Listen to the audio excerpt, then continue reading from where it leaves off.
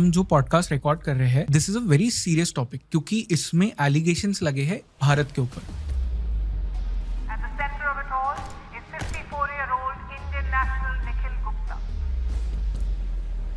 Certain operations were done, so called spy agent हमारा पकड़ा जाता है।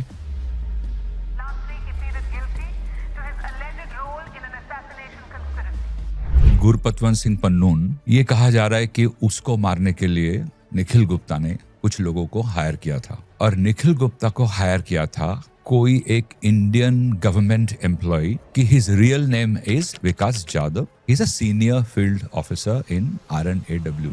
निखिल गुप्ता पहली बात इंडियन हो सकता है लेकिन कोई स्पाई नहीं है। बहुत मर्की अफेयर लगता है, बहुत कन्वोल्यूटेड लगता है। It appears too good to be true कि एक international drug trafficker who is not in the business of contract killing unless it is hurting his own business, वो कोई किसी को क्यों मारना चाहेगा। लगता है कि as if Nikhil Gupta was working on a script. वो जो कुछ भी कर रहे थे, he was leaving a trail of evidences. International criminal बेवकूफ कैसे हो सकता है, इम्पेशेंट कैसे हो सकता है, वो इतना शो ऑफ कैसे करता है। एक पूरा कॉन्स्पिरेसी जो दो अलग अलग नेशन के ऊपर रचाया जा रहा है, वो चारों मिलके इसके बारे में बातचीत कर रहे हैं। Yadav sent Gupta a video clip of Nijjar's body. Yadav is revealing such a secret with Gupta. कितने जर्नलिस्ट हैं जो रेगुलरली यूएस के साथ बात करने की कोशिश नहीं कर। हमारे यहाँ क्या हो रहा है, New York Times, BBC, Reuters, Washington Post, इन चारों ने क्या लिखा, तुम क्या लिख रहे हो भाई। ये टेक्निकली जितना आप इसको पढ़ते हो आपको क्लियरली समझ में आता है कि this is the whole story is planted very carefully. जो निखिल गुप्ता का पूरा ये केस अब सामने आया है, ये इसी वक्त पे सामने क्यों आया? यही तो टाइम है जब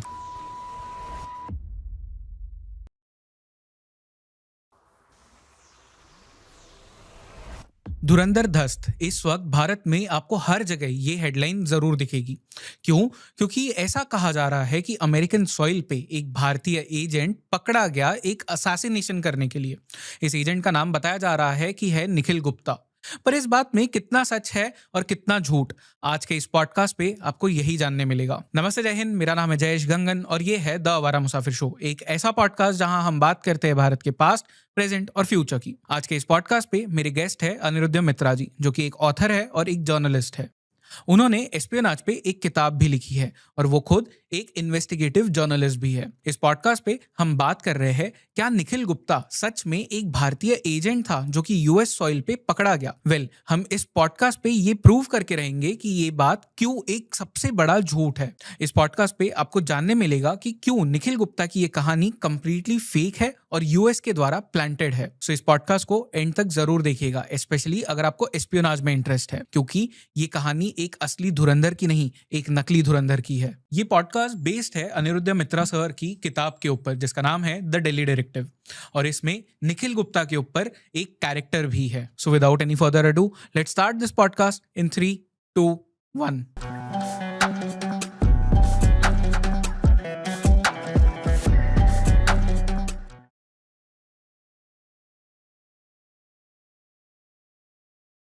अनिरुद्ध सर, आपका एक बार फिर से स्वागत है इस पॉडकास्ट पे। I think this is our 4th recording अब जो हम कर रहे हैं। इसके पहले जो हमने किया it was in the universe of Dhurandhar. We were talking about आपकी जो बुक थी दिल्ली डायरेक्टिव, उसके बारे में, एंड एस्पियोनाज के बारे में हमने बात की थी। आज भी वैसे ही सब्जेक्ट पे बात करें, इनफैक्ट वही सब्जेक्ट है बट एक उसका दूसरा डिमेंशन है। तो इन सब चीज़ों पे बात करेंगे। But sir, firstly welcome on the podcast. Thank you so much. मुझे भी बार बार आके बहुत अच्छा लगता है that I get a platform to speak, share my thoughts, and yes, thank you once again. आज हम जो पॉडकास्ट रिकॉर्ड कर रहे हैं, this is a very serious topic क्योंकि इसमें एलिगेशंस लगे हैं भारत के ऊपर that India tried to do something in on the US soil, जो कि यूजुअली हम सुनते नहीं है। CIA ये चीज़ें करने के लिए बहुत, मतलब स्टोरीज उनकी काफ़ी सारी है। इंडिया को ये करते हुए किसी ने कभी देखा नहीं था। सडनली नाउ एक स्टोरी बाहर आती है, कनाडा से ये पूरी कहानी शुरू होती है कि वहाँ पे certain operations were done, and फिर उसके बाद में यूएस में एक सो कॉल्ड स्पाई एजेंट हमारा पकड़ा जाता है। अमेरिका इज सेइंग कि इसे भारत ने भेजा था, हमारे यहाँ पे पन्नू को मारने के लिए आया था। We have caught him and अभी ही हैज आल्सो प्लीडेड गिल्टी। तो बहुत सारी चीज़ें हो रही है। Let's take a overview firstly कि ये हो क्या रहा है, निखिल गुप्ता को इसमें जिस तरह से मोहरा बनाया जा रहा है, what is all of these things, क्या हो रहा है एग्जैक्टली? देखिए, निखिल गुप्ता के वजह से Gurpatwant Singh Pannun, who is among the designated terrorists by a notification of the MHA of India, वो हमारे जो वांटेड लिस्ट है उसमें एक बहुत अहम कैरेक्टर है। वो सडनली न्यूज़ में आ गया। Suddenly he is back in the news. ये कहा जा रहा है कि उसको मारने के लिए निखिल गुप्ता ने कुछ लोगों को हायर किया था, और निखिल गुप्ता को हायर किया था कोई एक इंडियन गवर्नमेंट एम्प्लॉय जिसका कुछ कोड नेम है अमानत या अमन। फिर उसको CC1 करके रेफरेंस किया जा रहा है, और ये कहा जा रहा है कि his real name is Vikas Jadhav. He is a senior field officer in RNAW। इन सब बातों की गवर्नमेंट ऑफ इंडिया से कोई पुष्टि नहीं की गई अभी तक। लेकिन अगर कोई US फेडरल कोर्ट में ने इंडाइट किया है, निखिल गुप्ता को दोषी करार दिया गया है, हम उसको रेस्पेक्ट करते हैं। बट निखिल गुप्ता पहली बात इंडियन हो सकता है, लेकिन कोई स्पाई नहीं है। अकॉर्डिंग टू देम, उनकी अपनी रिपोर्ट या जजमेंट पे साफ साफ लिखा है कि निखिल गुप्ता एक इंटरनेशनल ड्रग ट्रैफिकर है, एक इंटरनेशनल आर्म्स डीलर है, जिसको इंडिया से किसी ने हायर किया था पन्नून को मारने के लिए। अब ये सारी बातें जो है, अगर कोर्ट ने उसको इंडाइट किया है तो जाहिर है उनके पास एविडेंस होगा, प्रूफ होगा, जो डिपार्टमेंट ऑफ जस्टिस, DEA और FBI इन सब लोगों ने फाइल किया है कोर्ट के सामने, जो न्यूयॉर्क की मैजिस्ट्रियल कोर्ट है उसके सामने। वहां जो भी एविडेंस फाइल किया गया है, उससे एक बहुत बड़ा सवाल उठता है। I am not questioning the judgement, but obviously a lot of questions are stemming out of the whole affair। बहुत मर्की अफेयर लगता है, बहुत कन्वोल्यूटेड लगता है, कभी कभी बहुत ही it appears too good to be true. For example, according to the indictment by the US federal court, ये कहा जा रहा है कि कोई विकास जाधव, जिसने निखिल गुप्ता को अप्रोच किया, अपने आप को इंट्रोड्यूस किया as a senior field officer of RNAW, और बोला कि तुम हमारे लिए काम करो, हम तुम्हारे लिए ये काम कर देंगे। हम तुम्हारे लिए क्या करेंगे? तुम्हारे खिलाफ एक ड्रग केस है, गुजरात में रजिस्टर्ड है।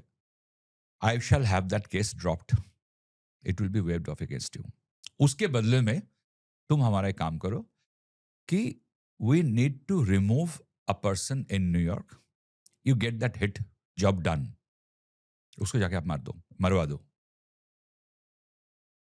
मैंने अपने एंटायर जर्नलिज्म या राइटिंग करियर में कभी नहीं सुना कि एक स्ट्रेंजर को, चाहे वो क्रिमिनल हो, नामी क्रिमिनल हो, कोई जाके इंट्रोड्यूस करके बोलता है मैं रॉ से हूँ। ऐसा कोई करता नहीं है। बहुत सालों मिलने के बाद भी नहीं बताते हम कौन है। अगर हम किसी को सुपारी दे रहे हैं, तेरे को अगर करना है, हम तुझे इतने पैसे दे रहे हैं, काम कर दो। You need not know everything about me. मेरा ये पहला सवाल है। अच्छा चलिए, मान लेते हैं उसने बोला था। किसको उसने बोला था? एक इंटरनेशनल क्रिमिनल को। आज तक किसी को पता है क्या, इंक्लूडिंग द US गवर्नमेंट, कि वो ड्रग केस निखिल गुप्ता के खिलाफ क्या था, जिसको यादव ने प्रॉमिस किया था हम डाइल्यूट करा देंगे?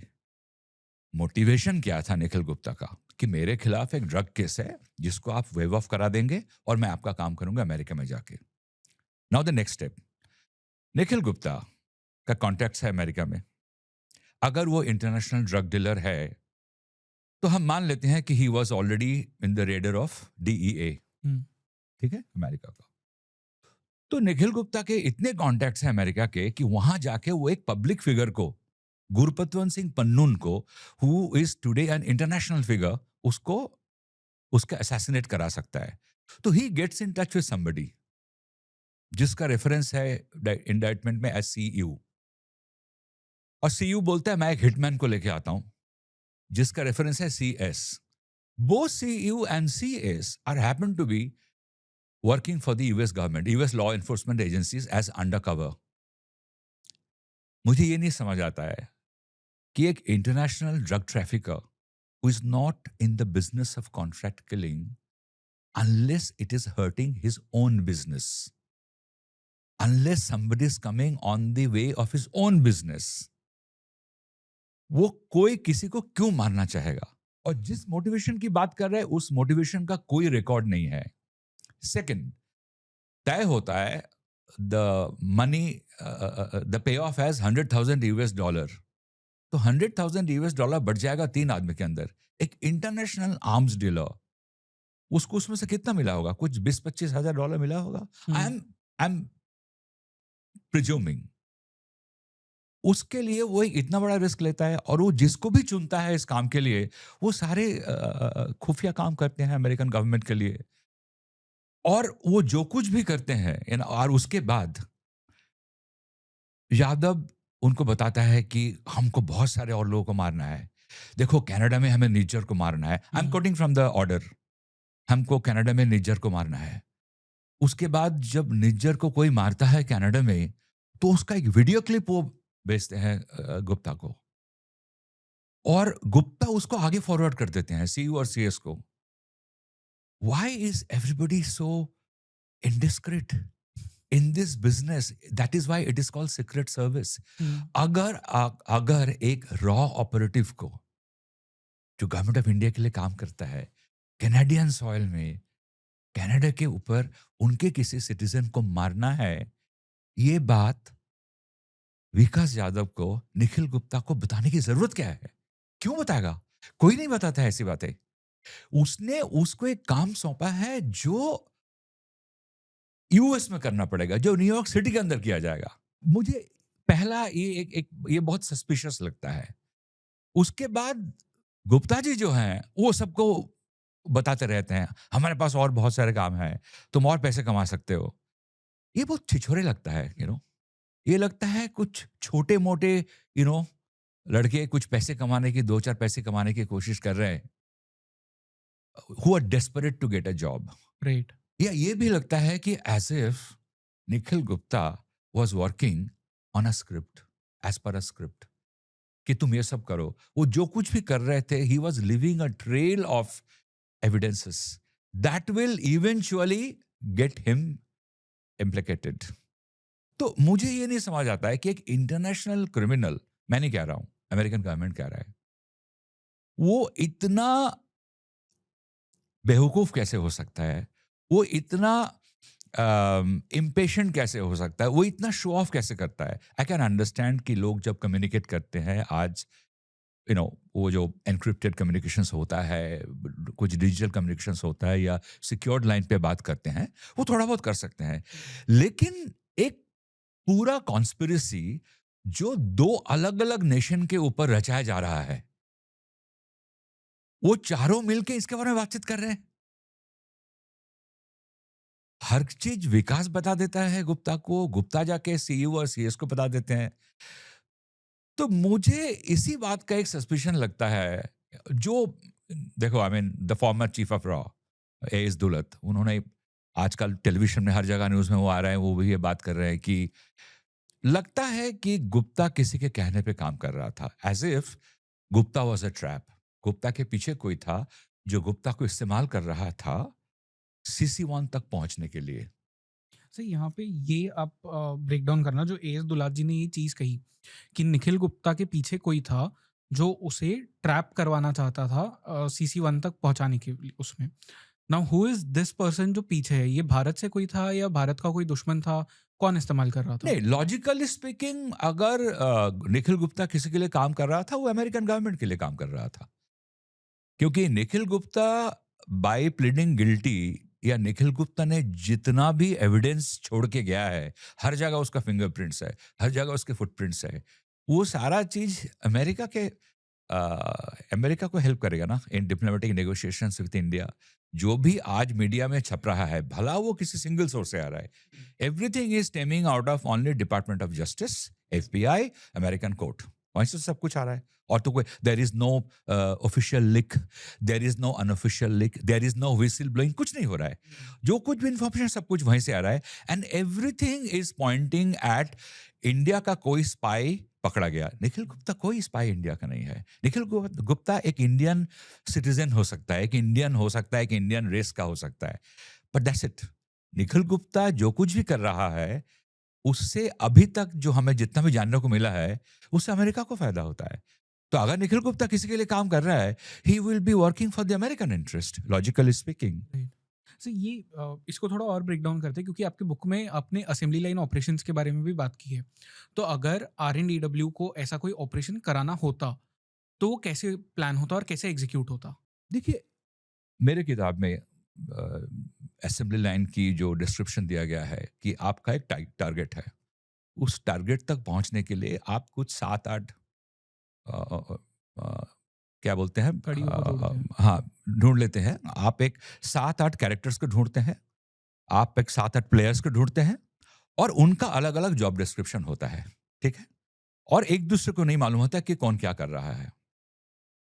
अगर मैं कह रहा हूं कि यही चीज इसी तरह एग्जीक्यूट किया गया कनाडा में या यूएस में, उसमें जो मैंने कहा कि असेंबली लाइन में one player doesn't know what the other players are doing, exactly.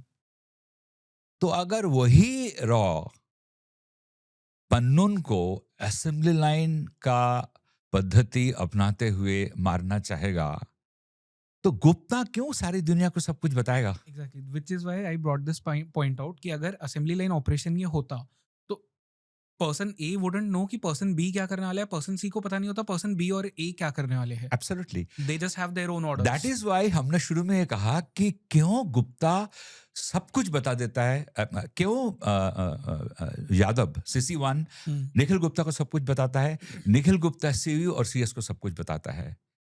This is totally against spycraft. अगर निखिल गुप्ता कोई प्राइवेट आदमी है जो एस्पियोनाज ऑपरेशंस में इन्वॉल्व्ड है, या कोई एक किरदार निभा रहा है, उसकी अपनी कुछ रिस्पॉन्सिबिलिटीज है कि मुझे एक हिटमैन को लेके आना है, फलाने को मारना है, लॉजिकली स्पीकिंग या एस्पियोनाज के लैंग्वेज में यह होना चाहिए था कि गुप्ता को मालूम ही नहीं कि किसको मारना है। राइट। गुप्ता का काम होगा कि आप एक हिटमैन को लेके आओ, और सिर्फ हिटमैन को मालूम होता है लास्ट पॉइंट पे किसको मारना है। लेकिन हमारे यहाँ पे every single information is stemming out of source one, assembly line का, दैट इज विकास यादव। विकास यादव से सब कुछ मालूम पड़ता है। अगर विकास यादव को मैं असेंबली लाइन में ए मान लूं, तो ए से सब कुछ मालूम पड़ता है B, which is Nikhil Gupta. Nikhil Gupta से सब कुछ मालूम पड़ जाता है CU को, विच इज C। अब CU से सब कुछ मालूम पड़ जाता है CS को, और उसके बाद CS, CU और निखिल गुप्ता, यानी कि B, C और D आपस में ये सब कुछ डिस्कशन कर रहे हैं। ये कोई मोहल्ले का नाटक तो नहीं हो रहा है। It's a very very secret operation, जहां आपको अच्छी तरह मालूम है कि आपके ऊपर सर्वेलेंस हो सकता है वेस्टर्न इंटेलिजेंस का, because they are suppose to be the best in the world. और आप उस वक्त ये सब बातचीत कर रहे हैं जब ऑलरेडी निज्जर को मारा जा चुका है, और जिसको लेके सारी दुनिया में बवाल हो गया। उसके बाद भी आप सावधान नहीं होते, उसके बाद भी आप इतना शो ऑफ करते हैं। इसी से ही हमें लगता है कि निखिल गुप्ता जो कुछ भी कर रहा था, सस्पिशन है, निखिल गुप्ता जो कुछ भी कर रहा था, क्या वो इतना बेवकूफ था? तो आपके अकॉर्डिंग निखिल गुप्ता, भारत का तो कोई उससे लेना देना नहीं है उस मैनर में कि हमने उसे नहीं भेजा वहां पे मारने के लिए किसी को। Definitely not. Is it right to say कि निखिल गुप्ता अमेरिकन इंटरेस्ट के लिए ही काम कर रहा था? ऐसा लगता है। मुझे तो ये भी लगता है कि CC1 के बारे में जो कुछ मालूम पड़ रहा है, विकास यादव जो है। विकास यादव के बारे में, वो कहां तक सच है? क्योंकि विकास यादव इतना कुछ अगर निखिल गुप्ता को बता देगा, तो कैसे विकास यादव एक इंडिया का जो prime external intelligence gathering agency है उसके लिए काम कर रहा था।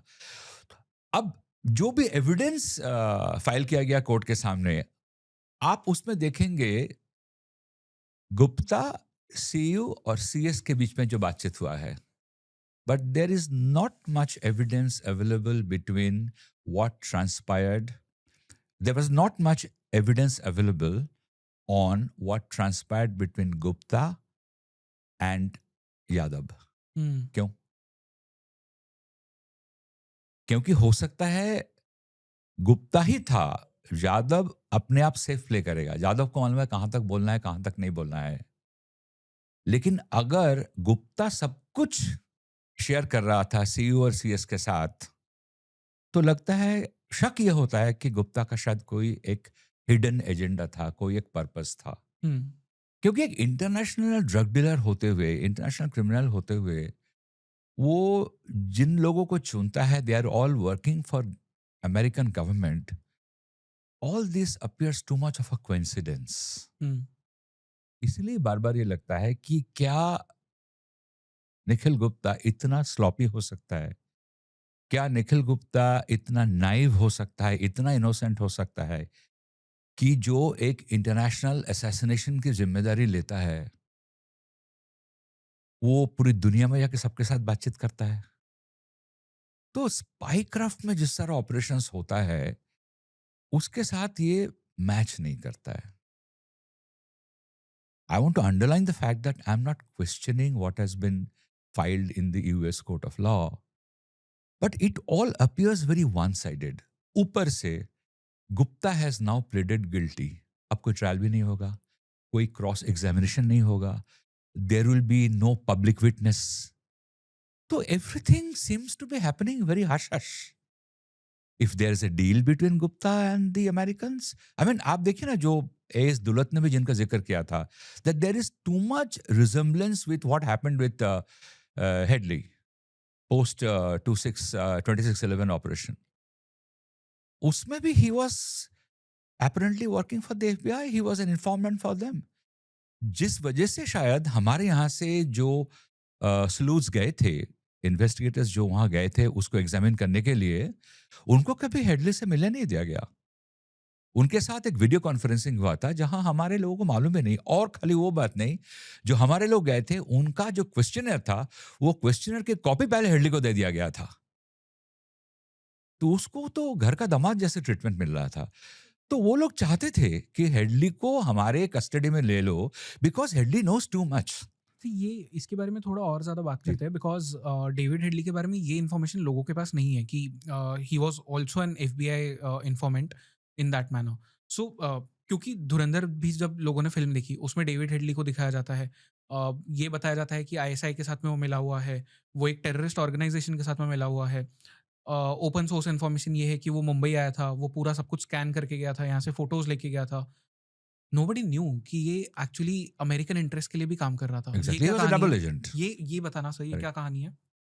कहानी यही है कि he was a double agent. And see, क्या होता है कि in this world of espionage, कभी कभार ये पता लगाना मुश्किल होता है कि कोई स्पाई ड्रग स्मगलिंग कर रहा है या ड्रग डीलर स्पाइंग कर रहा है। You know, they are all very intricately related with each other. It's a very complex relationship. जहां तक हेडली की बात है, Headley was almost using everybody to bolster, to boost his drug business. This is one theory. Or the other is, in order to spying over others, he was using his drug business. क्योंकि drug dealers या drug की जो दुनिया है, और जो money laundering का दुनिया है, और जो स्पिनर्स का दुनिया है, ये बहुत कंधे से कंधा मिला के चलते हैं। मर्की बिजनेस है। It's a very murky business, जहां पे एक पॉइंट के बाद लाइन ड्रॉ करना मुश्किल हो जाता है कौन क्या चीज है।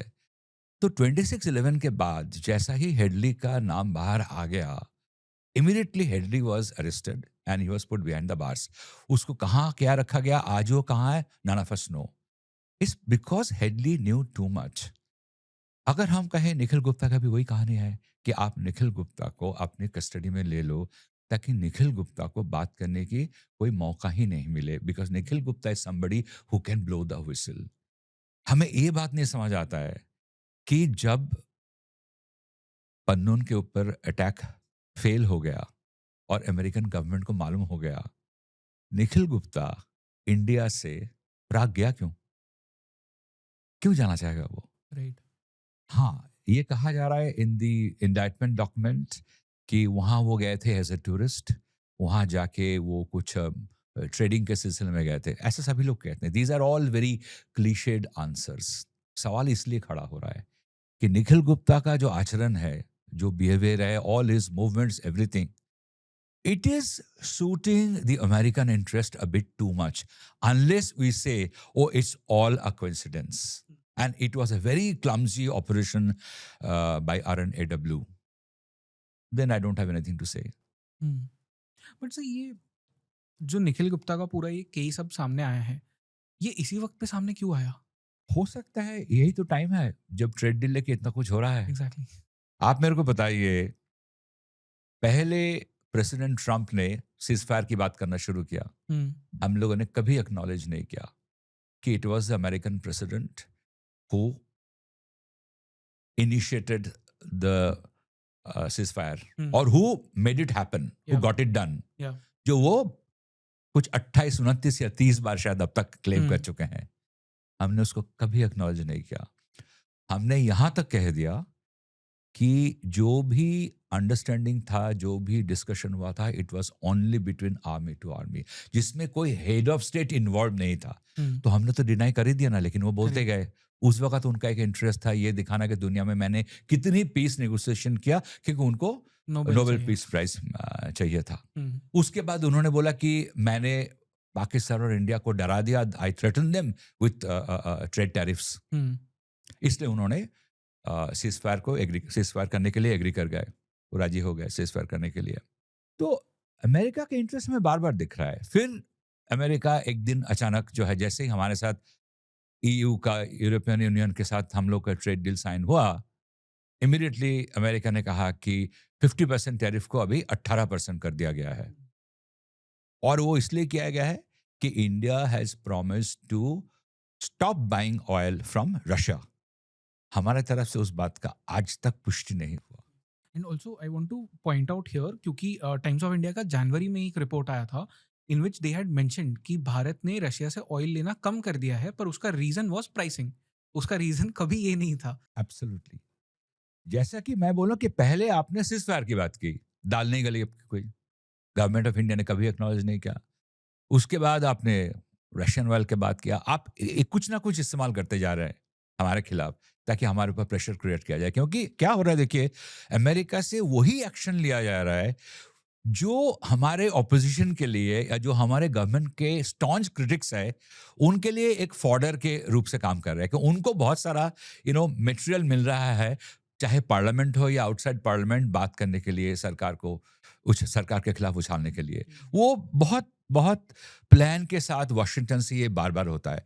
अचानक एक दिन उनका यूएस कॉमर्स सेक्रेटरी कुछ बोल देते हैं कि वो तो मोदी ने फोन नहीं किया था इसलिए डील नहीं हो पाया। मुझे तो ऐसा लगा कि इससे वो ट्रम्प को छोटा दिखा रहे हैं मोदी के सामने। खैर, that's a separate discussion. So to answer your question कि अभी क्यों उछाला जा रहा है, is because the trade deal between US and India I think is still under negotiation. क्योंकि गवर्नमेंट ऑफ इंडिया ने जैसा सीजफायर को कभी एक्नॉलेज नहीं किया था, या वही बात रशियन ऑयल के परचेज के बारे में गवर्नमेंट ऑफ इंडिया ने ऑफिशियली अब तक कुछ नहीं कहा है। वो अमेरिका की तरफ से बार बार आ रहा है। इनफैक्ट जो अगर कोई पूरा टाइमलाइन भी अगर फॉलो करता है, तो जब ट्रेड डील के ये 2 ट्वीट्स दोनों ही देशों से आते हैं, वो एक रात आ जाते हैं। फिर उसके बाद में अमेरिका बहुत सारी, डोनाल्ड ट्रम्प बहुत सारी चीज़ें कह देता है कि हमारे फार्म प्रोडक्ट्स भी जाने वाले हैं, डेयरी प्रोडक्ट्स भी जाने वाले हैं। एंड वी ऑल नो कि भारत वो कभी नहीं होने देगा। That is our red line, यहाँ पे आप नहीं क्रॉस कर सकते। तो वन इज़ दैट। सेकेंड, उन्होंने एक इंडिया का मैप भी निकाला था in which for the first time they have shown Kashmir as part of India. वो दिखाने के बाद में जब हमने कहा कि भाई तुमने जो इसमें चीज़ें लिखी है ये हमने कभी एक्सेप्ट नहीं की, तो वो बहुत साइलेंटली उन्होंने उसे निकाल दिया। वो मैप को भी उन्होंने डिलीट कर दिया। उसके तुरंत बाद में निखिल गुप्ता वाला केस सामने आ जाता ये है। वही तो मैं कह रहा हूँ कि एक के बाद एक आप कोशिश करते जा रहे हैं। आप वो कोशिश कर रहे हैं, आप वो एक्शंस ले रहे हैं जिससे हमारी जो अपोजिशन है वो सरकार के खिलाफ बार बार सवाल कर सके। Right. मतलब कि आप ऐसे एक नैरेटिव क्रिएट करो जो गवर्नमेंट ऑफ इंडिया के लिए हेडेक बने। करेक्ट। लेकिन गवर्नमेंट ऑफ इंडिया में इतना स्टबर्न है, उन्होंने भी अभी तक जो है आई थिंक डिप्लोमेटिकली अपना साइलेंस के साथ इसको बहुत अच्छा हैंडल किया है।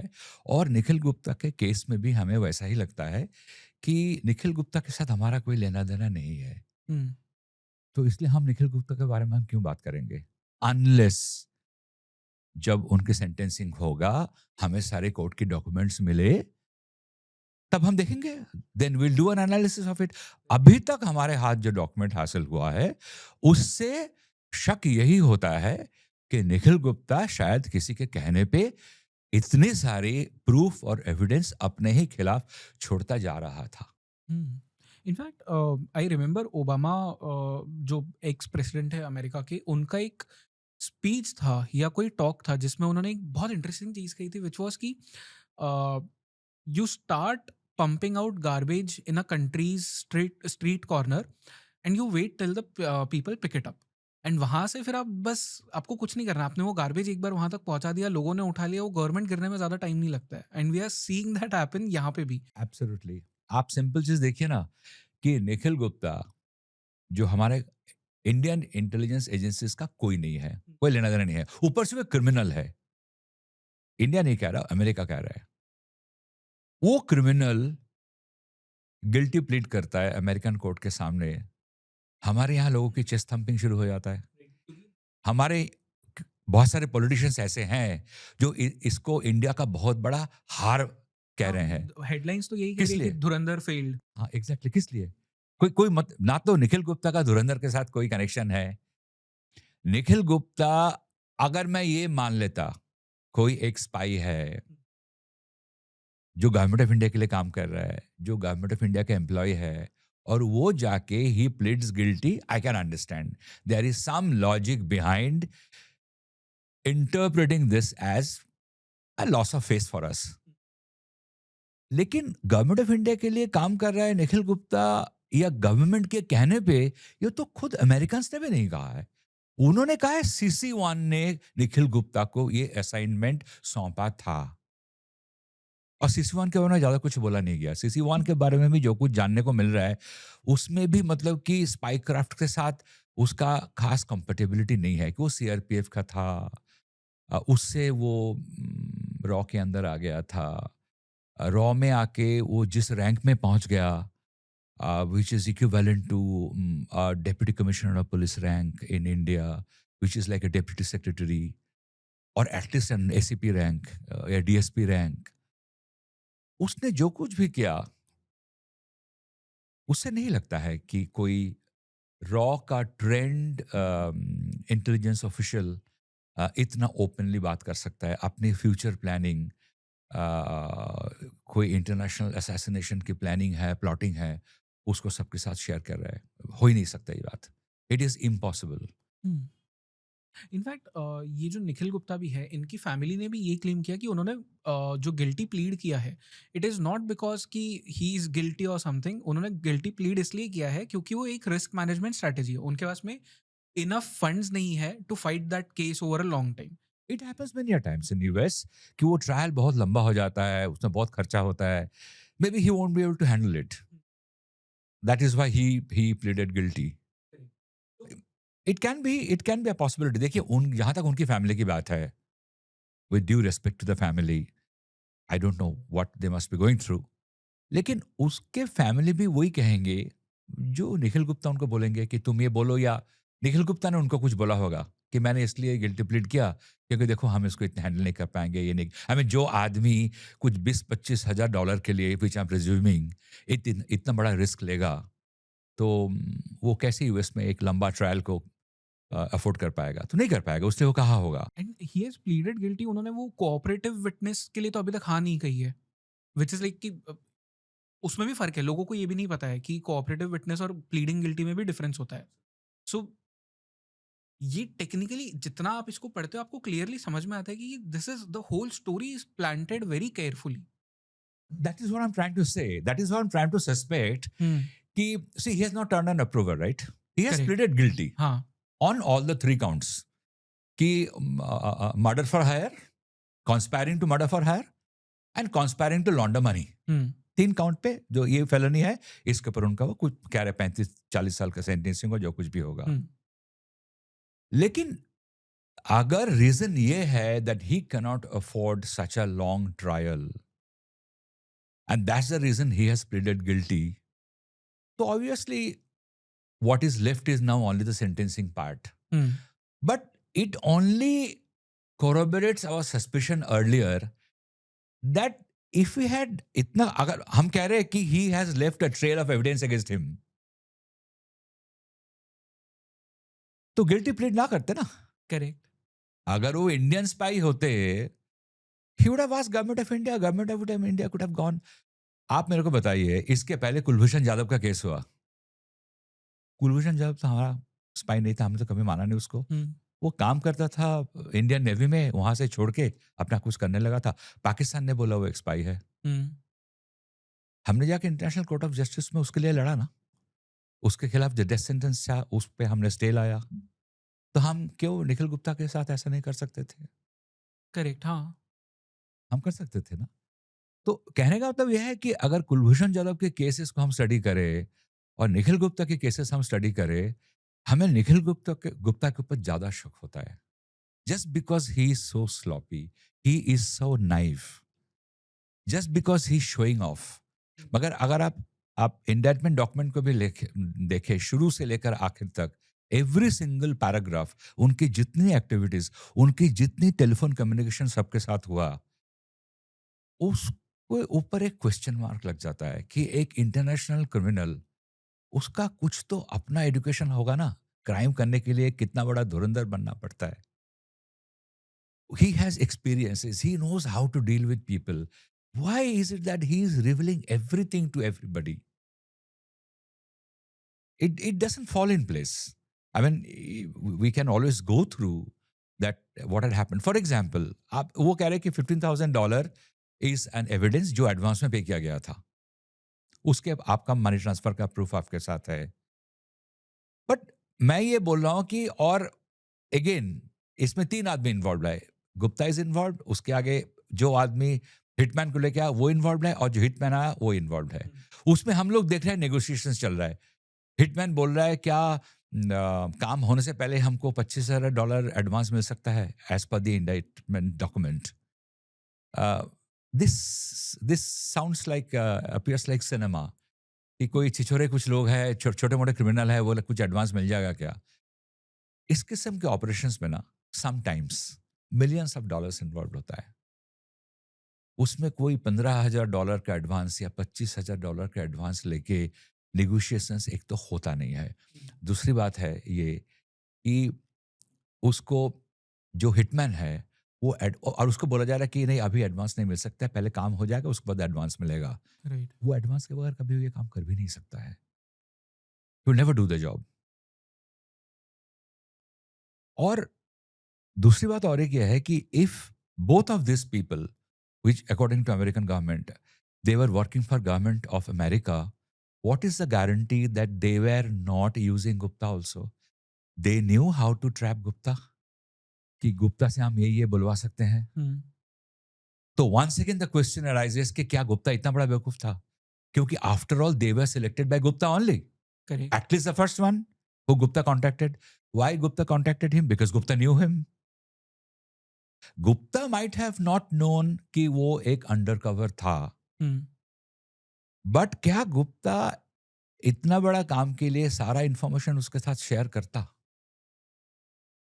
तो इंडाइटमेंट डॉक्यूमेंट पे अगर आप देखेंगे, स्टेप बाय स्टेप जाएंगे, at every level they have done a breakdown कि किसके बाद क्या हुआ, उसके बाद क्या हुआ, उसके बाद क्या हुआ. हम्म, कि गुप्ता इनको बोल रहा है कि अमेरिकन इंडियन प्राइम मिनिस्टर फलाना तारीख को आ रहे हैं, तो उनके जाने के 2 दिन बाद हम लोग ये काम करेंगे, अभी हम लोग कुछ नहीं करेंगे.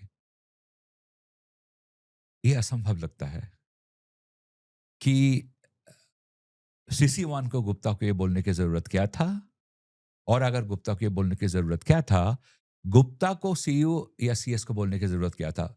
गुप्ता उनको पैसे देके काम करा रहा है. गुप्ता इतना ही बोल सकता था कि हम तुम्हें बताएंगे ये काम कब करना है. You keep a tab on Panno's movements, right. do your homework, do your Reiki, and then we'll take a call कि when to strike. ये बहुत छोटा सा नुआंस है कि उसने ये चीज क्यों कही कि इंडियन प्राइम मिनिस्टर के जाने के 2 दिन बाद हम करेंगे. देखिए इसमें कई सारे थ्योरीज हैं. If you what I have written in my book that it is very clear that at some point of time, new Delhi में ये डिस्कशन हुआ था कि कनाडा का ऑपरेशन और न्यूयॉर्क का ऑपरेशन एक ही दिन में किया जाएगा, क्योंकि जैसे ही एक बार कनाडा में हम एक्शन लेंगे तो it has the potential to become trigger an international controversy. Then the Western intelligence will become more careful, and there will be protection ring around the target in New York City. तो एक ही दिन में दोनों को कर लो. इसको लेके बहुत सारा डिस्कशन हुआ.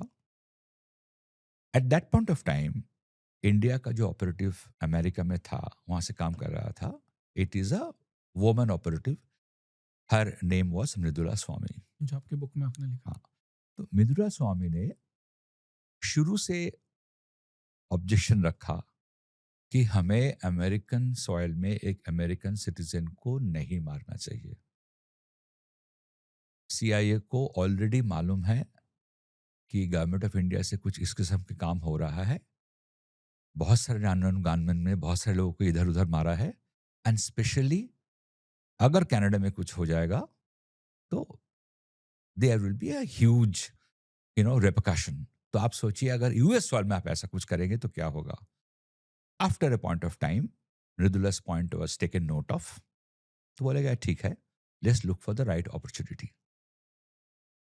Now these are discussions, decisions taken at, they are very sensitive decision. First of all, sensitive actions, they are taken at very high levels and they are extremely secretive. ये बात शायद सिर्फ 3-4 लोगों को ही मालूम होता है. लेकिन गुप्ता के केस में हम लोग देख रहे हैं कि a hitman on the street of America, another person who is involved in drug deals but actually an informant of DEA in America, and an international arms dealer and drug dealer Nikhil Gupta, they are discussing all these things over the phone, over WhatsApp. तो मैं जिस चीज को अपने किताब में लिखने की कोशिश कर रहा हूं कि how actually spycraft and diplomatic channel negotiations they take place, वहां पे किस किस्म के, किस लेवल के लोग इन्वॉल्व होते हैं, वो कैसे लॉजिक को अप्लाई करते हैं, हम ठीक उसका उल्टा होते हुए देख रहे हैं थ्रू निखिल गुप्ता. राइट. तो इसलिए मुझे लगता है कि निखिल गुप्ता की जो कहानी है, it's a very amateurish, childish story. Yes, there are evidence against him, all the digital records, which has been gathered by the prosecutors. But वो सारे records में जो कुछ भी रिकॉर्ड किया गया है, वो रिकॉर्ड नहीं होना चाहिए था.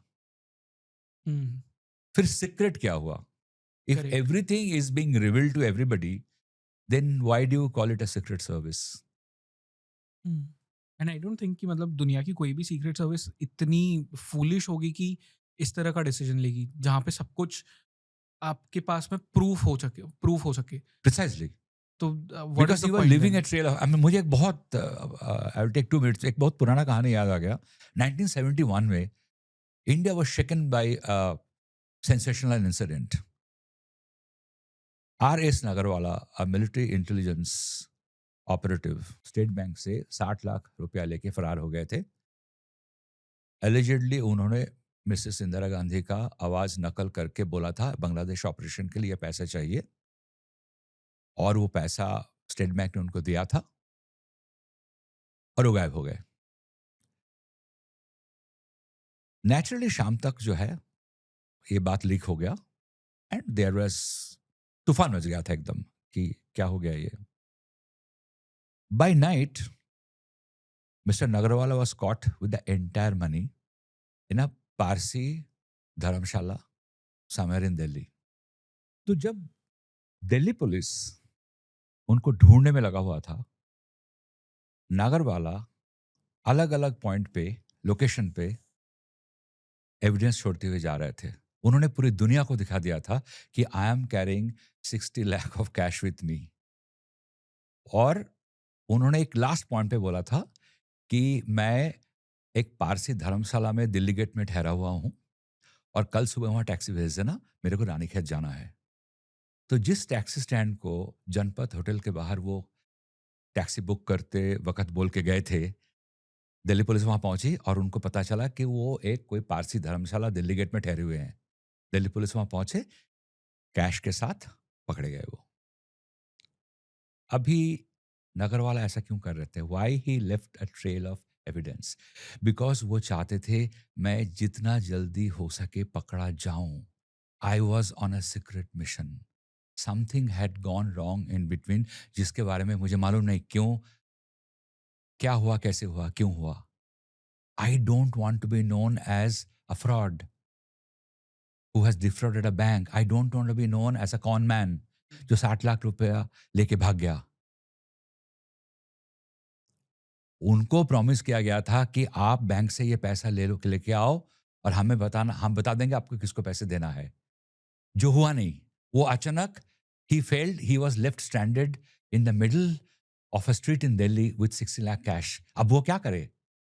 तो उनका जो प्रोफेशन था उससे उनको समझ आ गया कि the mission has been aborted, और उसके बाद वो अपने ही खिलाफ प्रूफ छोड़ते गए और रात को जाके पुलिस ने आके उनको पकड़ लिया। और उसके बाद उनका ट्रायल हुआ। 10 मिनट के अंदर, दुनिया के हिस्ट्री में ऐसा केस नहीं हुआ, उनका कन्विक्शन हो गया था, जिसमें कोई गवाह नहीं था, कुछ नहीं था, सिवाय उनका एक signed confessional statement.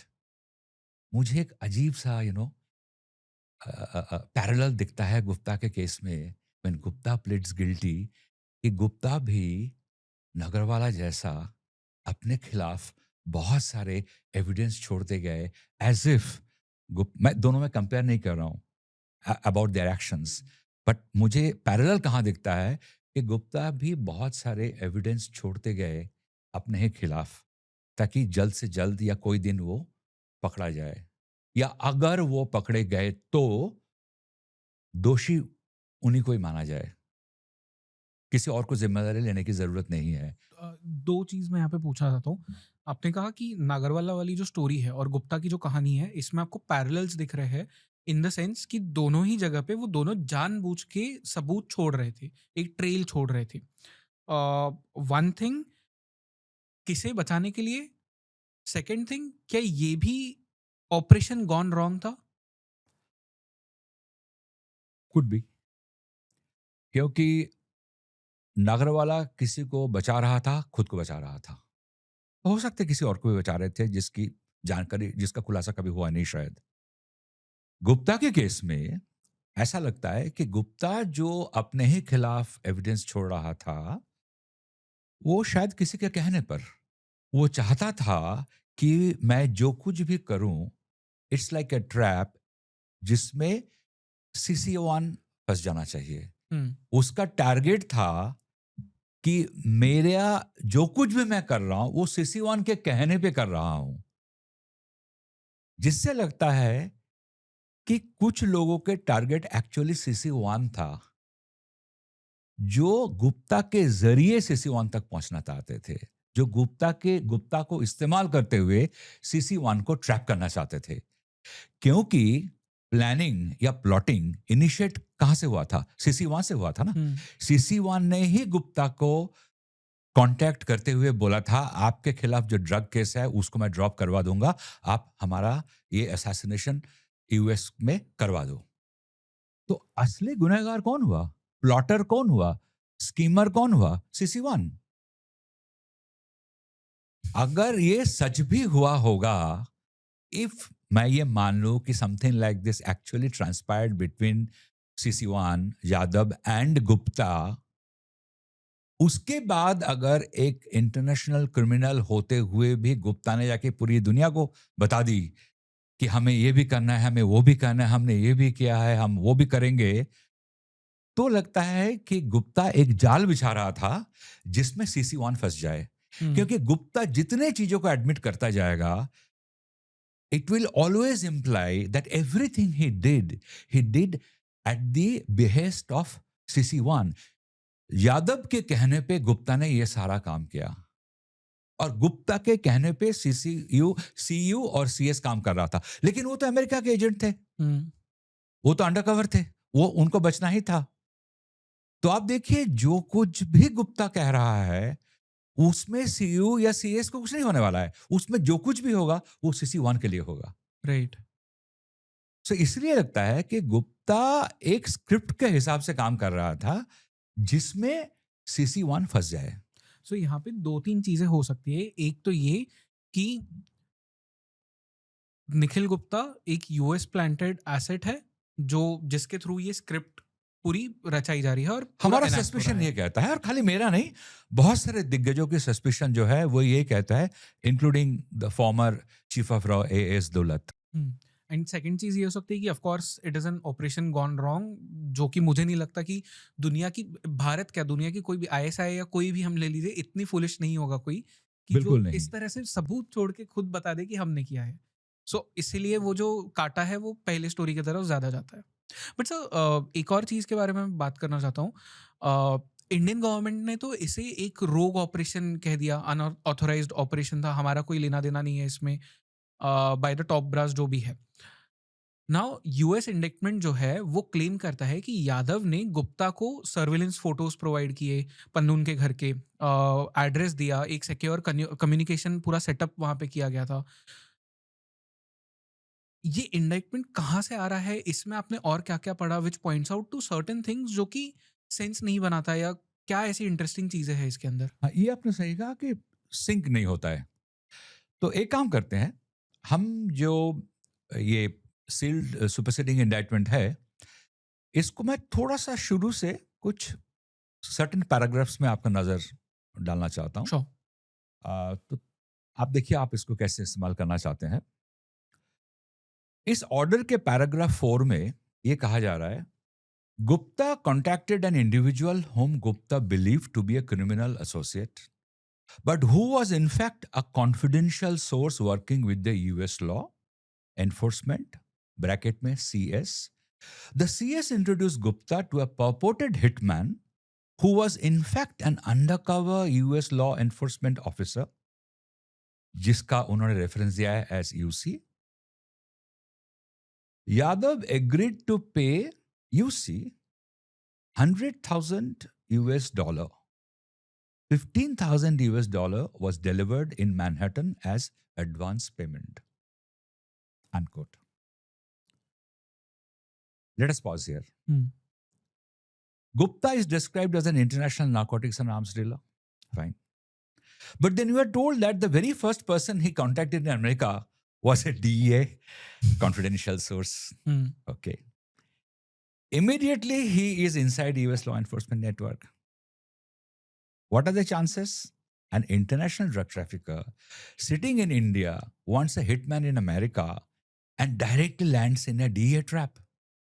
Either it is an unbelievable coincidence or he was already known to the US agencies. But ये मतलब बहुत It high, feels very unusual is what I mean. Right from the तो है beginning. ना, like अगर कोई criminal organisation कोई run कर रहा है, वो किसी और हिटमैन को हायर कर रहा है, गन्स फॉर हायर है जो, बहुत हाई चांसेस है कि वो एक एजेंट खुद हो सकता है। हो और सकता इज है। It unusual? Not at all. It is very usual कि इस दुनिया में एक स्पाई इन्वॉल्व होता है स्मगलिंग में, एक स्मगलर इन्वॉल्व होता है एस्पियोनाज में, कोई उसमें हिटमैन हो जाता है, कोई उसमें इन्फॉर्मर होता है। बिकॉज जब तक आप इन घटनाओं के अंदर में या किसी कार्टल के या किसी ग्रुप के, किसी टेरर ऑर्गेनाइजेशन के, जिसको भी आप इन्वेस्टिगेट कर रहे हैं, उसको जब तक आप इन्फिल्ट्रेट नहीं करेंगे एज एन अंडर कवर, तब तक आपको उनकी सीक्रेट्स या सच्चाई कभी मालूम नहीं पड़ेगी। तो मेरे कहने का मतलब यह है कि जो आदमी एक इंटरनेशनल नार्कोटिक्स डीलर है, he will know people. It's not that he will know only somebody who happens to be an US DA informer. मैं ये कह रहा हूं कि वो किसी को जानेंगे जो जेन्युइनली एक ड्रग डीलर होगा यूएस में, जिसके पास हिटमैन होगा, और वो ऐसे किसी को भी जान सकते हैं जो उनके नजर में एक ड्रग डीलर है, उनका कोई एसोसिएट है, लेकिन वो एक्चुअली में यूएस इन्फॉर्मेंट है। दोनों ही हो सकता है। मैं कह रहा हूं कि in this case his luck was bad. ठीक है, मैं थोड़ा आपको आगे ले चलता हूँ। तो गुप्ता जी जिनको सबसे पहले कांटेक्ट करते हैं यूएस में पन्नून को मारने के लिए, वो एक्चुअली एक डीए का इन्फॉर्मेंट होता है। हम्म, इसको हम कोइंसिडेंस मान लेते हैं, उनका बैड लक मान लेते हैं। आगे बढ़ते हैं। हम्म, पैराग्राफ 6 में हम देखते हैं, quote, after Nijjar was murdered in Canada, Yadav यानी कि जिनको वो रॉ के ऑफिसर कह रहे हैं, Yadav sent Gupta a video clip of Nijjar's body. Gupta told the UC that Nijjar was also the target and that we have so many targets. Gupta added that there was now no need to wait to kill the victim. मतलब कि उसको हमने मार दिया, देखो अभी फटाफट इसको भी मार डालो। Now think calmly. Why would Yadav discuss Nijjar's Gupta at all?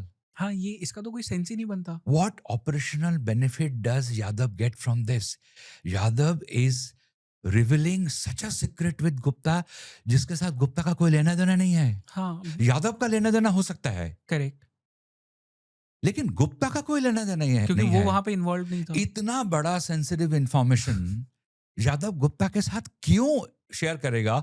और not just a verbal sharing, he is sending a video recording of Nijjar's body, blooded body slumping inside the car. जो कि proof है कि ये हमने किया है। Absolutely, जो कि प्रूफ है ये हमने किया है। Why will Yadav do that in the first place? Correct. Yadav ये किसी को क्यों भेजेगा except probably only to his boss? मतलब I want to bring audience का अटेंशन यहाँ पे कि भारत में एक फिल्म आई थी कुछ टाइम पहले, दृश्यम। उसमें एक नॉर्मल इंसान ये सब चीजों का ध्यान रखता है, तो एक एस्पियोनाज में जो बंदा है, Absolutely. एक कोवर्ट स्पाई जो है, वो क्यों करेगा ये? I mean, this is such an explosive material which can possibly bring down a government. वो हिंदुस्तान का छवि जो है सबके नजर में इतना खराब कर सकता है, या it offer so much of order to other foreign diplomats. वो यादव ऐसा क्यों करेगा? यादव कितना बेवकूफ हो सकता है, क्योंकि यादव इसमें खुद को इम्प्लीकेट कर रहा है।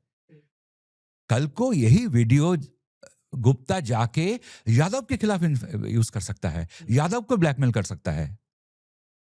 तो मुझे लगता है कि मतलब कि कितने सारे बेवकूफ है हमारे गेम में। दुलत साहब ने कहा कि according to in his analysis, in his assessment, this Gupta fellow is a very sloppy guy, as if he's part of a dad's army, he said. मैं कह रहा हूँ यादव भी तो उतना ही बेवकूफ लग रहा है। मैं आपको आगे और एक पैराग्राफ में लेके जा रहा हूँ, paragraph 12 and 13. The indictment document says in paragraph 12 and 13, Yadav told Gupta that his Gujarat criminal case has already been taken care of. Nobody from Gujarat police was going to call him. After this assurance, Gupta pressed forward to arrange the murder. What Gujarat case?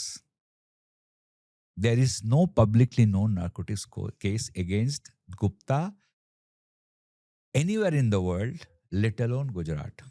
नहीं है. Second question, Gupta का motivation जो था was dropping the case, and maybe he's earning from that $20,000 or $30,000 from the $100,000 case. तो इसमें आप देखिए, जो केस वो करने जा रहा है, जो रिस्पॉन्सिबिलिटी असाइनमेंट वो हाथ में लिया है, उसमें उसका लाइफ इम्प्रिजनमेंट हो जा सकता है। He is going to take that risk just for $30,000। और अगर मोटिवेशन था केस का, मुझे लगता है मेरे लिमिटेड नॉलेज में ये दायित्व बनता है अमेरिकन इन्वेस्टिगेटर्स का या FBI का, डिपार्टमेंट ऑफ जस्टिस का, कि वो हमें बताए उस केस के बारे में जो CC1 ने उसके खिलाफ ड्रॉप करवा दिया। क्योंकि गुप्ता तो आज 2.5 साल से उनके कस्टडी में है ना, तो क्या गुप्ता ने नहीं बताया उस केस के बारे में कि मेरा एक्चुअली क्या लेना देना था, what exactly was the case against me which CC1 और गवर्नमेंट ऑफ इंडिया, CC1 तो गवर्नमेंट ऑफ इंडिया हुआ ना, they were in agreement, the quid pro quo was they will drop the case against me. तो CC1 ने तो गुप्ता ने तो बोला होगा ना, तो वो लोग क्यों नहीं बता पा रहे हैं? तो सवाल यही होता है कि आप बहुत सारे एलिगेशंस लगा रहे हैं, आप बहुत सारे अटकले लगा रहे हैं, लेकिन उसका कोई ठोस इतना सबूत हमें नहीं मिल रहा है except some telephone communications between these characters. I will take you through one more paragraph after this. Paragraph 16. The indictment document says Gupta urged CS, finish him, brother, finish him. Don't take too much time. Push these guys, finish the job. ये देख के कोई picture का dialogue लगता है. हमको लगता है धुरंधर पार्ट 2 या धुरंधर 3 है, ऐसा कुछ हम आगे देखने जा रहे हैं. Right. You know, professional criminals don't talk like this. Forget Gupta was a spy or not. First of all, in an espionage operation, लोग कोड लैंग्वेज में बात करते हैं. लोग डायरेक्टली कभी बात करते ही नहीं है, किसी का नाम नहीं लेते हैं, अपने आप को कभी पिक्चर में लेके नहीं आते हैं. आप एक तरफ तो ये कह रहे हैं ना कि यादव जो था उसने बोला था कि मेरा नाम तुम्हारे लिए अमानत है और मेरे नाम को तुम अपने फोन में सेव करना एस अमन. तो शुरू से अगर वो इतनी सावधानी जो है उसको फॉलो कर रहा है, इतना carefully he is trading the path, तो वो क्यों निज्जर की डेड बॉडी का वीडियो क्लिप उसके साथ शेयर करेगा? करेक्ट. और जहां तक गुप्ता की बात है, आफ्टर वो क्रिमिनल तो है, उसको एस्पियोनाज का जो क्राफ्ट होता है, जो ट्रेड क्राफ्ट होता है या स्पाई क्राफ्ट होता है, उसका शिक्षा उसके पास नहीं होगा. लेकिन एज ए क्रिमिनल जो एक मर्डर करने चला है, एक मर्डर केस में, प्लॉटिंग में, एग्जीक्यूशन में इन्वॉल्व है, वो फोन में क्यों इतना बात करेगा? हाँ. आप कितने बार मिस्टेक कर सकते हैं? I can understand you are making a mistake, something has gone wrong in an operation, but why is everything going wrong for him? ये हमको नहीं समझ आता है. He was not a contract killer. उसने अगर ये कॉन्ट्रैक्ट किलिंग को एक्सेप्ट किया था, ही मस्ट हैव हैड सम मैसिव कंपल्शन, कोई बहुत बड़ा कंपल्शन उसके सर के ऊपर होगा, जिस वजह से उसने इतना बड़ा रिस्क लेने को राजी हो गया. क्या था सीसी1 के पास? क्या ऐसा कोई ड्रग केस था जिसके लिए उसको शायद लाइफ इम्प्रिजनमेंट हो जाता, उसको फांसी हो जाता, उसके सारे फैमिली को किसी ने किडनैप कर लिया था? क्या हुआ होगा? आज तक ऐसा हमें कुछ नहीं पता चला. All we know from the indictment document is कि उसको एक आदमी कॉन्टैक्ट करके बोलता है तुम्हारे खाला पे केस है, उसको हम ड्रॉप कर देंगे, तुम अमेरिका में जाके इस पब्लिक फिगर का असैसिनेट करवा दो. तो these are all they sound very strange coincidences. I'll take the last paragraph. There was a discussion in the paragraph. There was a discussion about arranging $15,000 in advance. There were messages about payment logistics, and associate delivered the money in Manhattan. Now look at the money structure. Total deal was 100,000, advance 15,000. This is for assassinating a public political activist, an American citizen on American soil. इतना बड़ा risk में आप सिर्फ एक $15,000 advance की बात कर रहे हैं. मुझे ये फिजिबल होते हुए नहीं लग रहा है. इसीलिए मुझे शक ये हो रहा है, या बाकी सब जो लोग कह रहे हैं कि गुप्ता का जो कुछ भी गुप्ता कर रहा है या कह रहा है, उससे एविडेंस तो बन जाता है, लेकिन going by the magnitude of the story, the weight of the story, the weight of the allegations match नहीं हो पाता है. कि for a $15,000 advance, for a $100,000 total sum, एक इंटरनेशनल क्रिमिनल और ये बाकी हिटमैन और एक raw officer, a senior officer of raw, they are discussing everything कि गवर्नमेंट ऑफ इंडिया कहाँ कहाँ किस किस को मारना चाहते हैं, उसका सारा खुलासा हो रहा है ओवर द फोन. ऐसा नहीं होता है, ऐसा बिल्कुल नहीं होता है. एस्पियोनाज में बहुत सारे मीटिंग होता है पब्लिकली. आप एक मिशन इम्पॉसिबल जैसा फिल्म देख लीजिए, उसमें आप देखिए पब्लिकली कितनी सारी बातें होती हैं, कितने सरोगेट मीटिंग्स होता है, कैसे आज भी एक छोटा मोटा चिट एक हाथ से दूसरे हाथ में शेयर हो जाता है, उसको कोई पढ़ के शायद उगल लेता है उसको, no they just swallow it, they consume it. आप जैसे ही फोन करते हैं, फोन को इमीडिएटली आप डिस्ट्रॉय कर देते हैं. ये सिंपल चीजें हैं. एक स्पाई के पास कितने फोन्स होते हैं, कितने सिम कार्ड्स वो अलग अलग चेंज करते हैं. इस इंडाइटमेंट डॉक्यूमेंट को पढ़ के, ऑर्डर को पढ़ के हमें उस किस्म के कोई इंफॉर्मेशन नहीं मिलता है. मेरा कहने का मतलब ये है. So it all points out to one thing कि planted है. हाँ, बिकॉज गुप्ता जो कुछ भी कर रहा है वो उन लोगों को बहुत ज्यादा सूट कर रहा है। मैं ये नहीं कह रहा हूं कि गुप्ता ऐसा कुछ करेगा जो हमें सूट करेगा, लेकिन अगर गुप्ता हमारे लिए काम कर रहा है तो हमें सूट करना चाहिए ना। Of course. Why every action of his is suiting the American interest.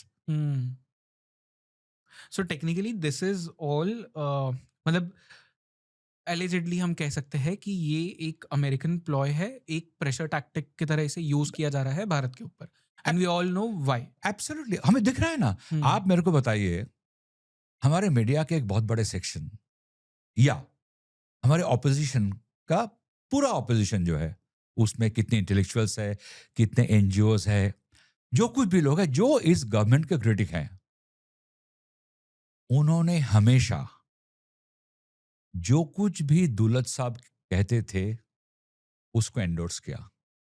उन्होंने हमेशा दुलत साहब की हर डॉक्ट्रिन को या असेसमेंट को एकदम बाइबल जैसे माना। आज अचानक उनको लग रहा है कि दुलत साहब सरकार के एजेंट बन के बात कर रहे हैं, just because what he said out of his vast experience as a great spy उनको सूट नहीं कर रहा है। तो मैं अगेन यहाँ कन्वीनियंस की बात कर रहा हूं ना, कि आप उन्हीं अमेरिका से वही इंफॉर्मेशन हमारे पास आ रहा है या वही एक्शन लिया जा रहा है जो हमारे यहाँ कुछ लोगों को सूट कर रहा है सरकार के खिलाफ आवाज उठाने में, including the Nikhil Gupta case. Nikhil Gupta को मैं क्यों हीरो मानूं? कि उसकी हार से हमें बहुत ज्यादा शर्म आनी चाहिए। हाँ, मतलब कोई चीज तो प्रूव नहीं करती कि वो हमारे लिए काम कर रहा था। That's what I am saying, कि आप एक तरफ से कह रहे हैं कि निखिल गुप्ता हमारे लिए काम कर रहा है और हम उसको प्रोटेक्ट नहीं कर पाए और धुरंधर धस हो गया। बट फिर everything that Gupta has done is only suiting the American interest, not us. But sir I want to bring you to जो ये CC1 है, विकास यादव जिनका नाम है। अब ऑफ कोर्स हमने ये तो प्रूव कर दिया कि निखिल गुप्ता हमारे लिए काम नहीं कर रहा था, प्लांटेड स्टोरी है जो भी हमने अब तक बात की। बट विकास यादव के केस में इंडिया ने ऑफिशियली ये स्टेट किया है कि he is no longer a government employ, which removes him, मतलब सोवरेन इम्यूनिटी जो एक गवर्नमेंट एम्प्लॉय के पास होती है वो निकाल दी जाती है। Correct. अ,